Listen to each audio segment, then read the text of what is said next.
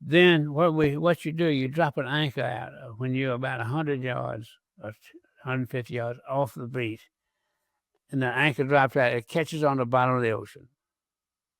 So when you get in and you get let the people go in, you reverse that engine, and the anchor pulls you back off. And surely, I mean, I felt they had guns going on, and had cruisers shooting. I mean, those salvos, they'd knock you 50 yards ahead, and using those, big destroyer cruisers and battleship, they were about 3 miles offshore, at least. And so you had to go by them, go into the land, and they let a salvo go, and you just blow you out of the water. There was shells from shore. They're not hit us, but we could see where they hit. But we didn't hit anything. How many men were on your landing craft? Well, I guess counting soldiers and sailors, everything, I'd say probably close to 100, probably. The group that I was with, that weren't hurt, they went what they call from ship to shore. They would unload, and they go back to a big ship, a Liberty ship, unload them and carry them into the shore. And once we get into the area, we go from line to flank position, which is one next to the other, which that way covers more territory. We were assigned to go into Utah Beach, and we were getting ready to go into the Utah Beach, and we'd probably miss the beach, the landing area, probably a couple of miles. We were a couple of miles where we were scheduled. But just before we got in, we were probably maybe 100, 150 yards off beach. We were blown up.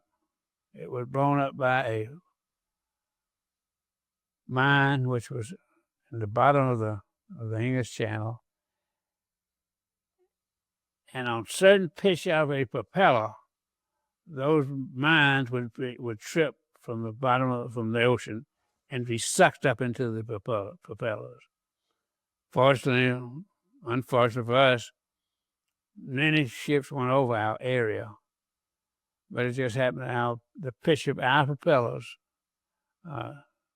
dragged the 500 pounds of TNT right in the propeller, which time we went straight up, and about, I'd say, 40% of the people were killed. Because I was wounded by going up and hitting a rail and coming back on board. Fortunately, the Coast Guard has had small boats patrolling the area to pick up people like ourselves or other soldiers who were. And I was picked up and taken back to a ship, which were a Liberty ship converted into a hospital ship. Once we loaded up, they took us back to England, to Southampton, and from there we went to a hospital. Had you already let the anchor down when you hit the mine, or had that? No, I had not thrown it down. No, we were in position to do it.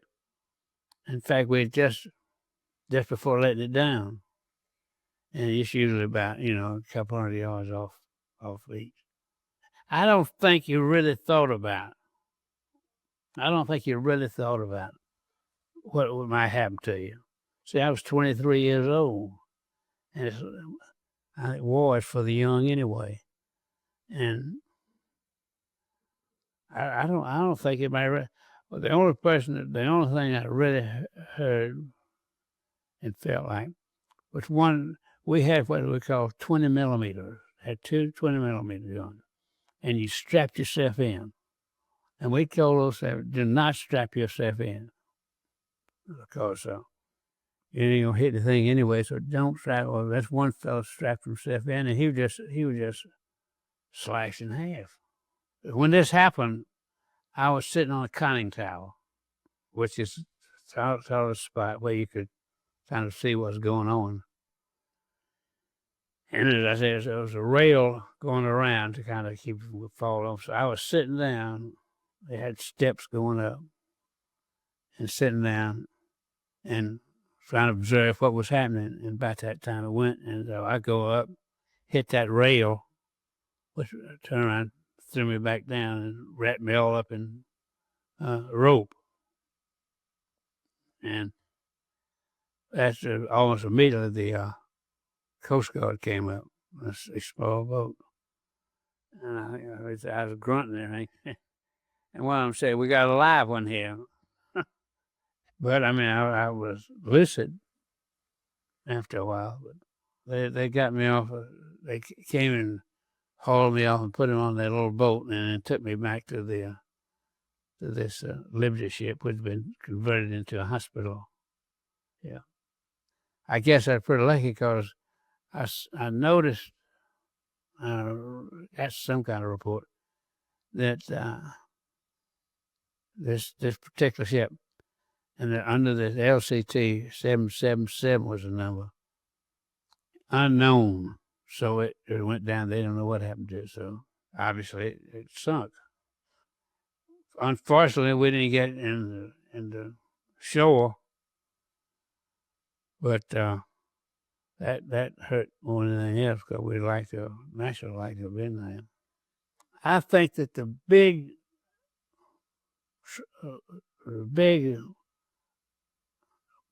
casualties and deaths was at Omaha. The one I went into, which was Utah, was not as traumatic as Omaha. And I think that Omaha was really more and more. I mean, you find more written and talked about Omaha than Utah. It was all different world as far as casualties were concerned.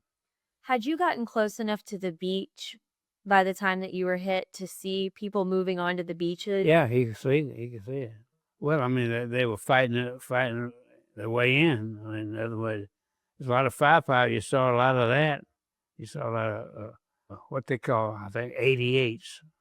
That was and they were coming out. We saw that coming up from the other way, from the German side. They were fighting, and you're glad you weren't there. But I think most people go in, don't think it will happen to them, and of course that's kind of the way I felt about it. And somebody sit up on top of a tower like I did, and it exposed everything. And I just didn't worry about it. Things don't happen. And you sit up on a conning tower, exposed everything, and if any could be hit, that'd be something to hit. But and I'm not saying it wouldn't have happened, but at that point in time, I was not.